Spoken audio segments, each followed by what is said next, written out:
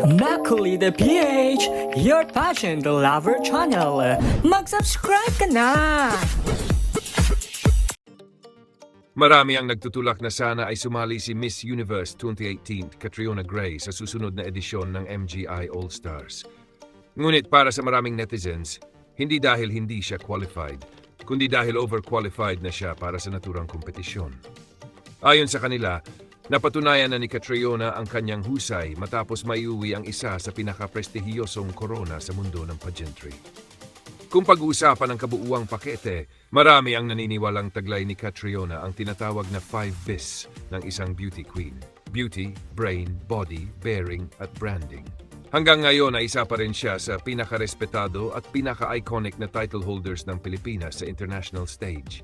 May ilan namang nagsasabing magiging napakalaking pasabog kung sasali siya sa MGI All-Stars. Ngunit para sa karamihan ng mga fans, mas bagay umano siyang maging judge, mentor o special guest kaysa muling sumabak bilang kandidata. Ano man ang mangyari, nananatiling isa si Catriona Gray sa mga reyna na hindi na kailangang may patunayan pa sa mundo ng pageantry.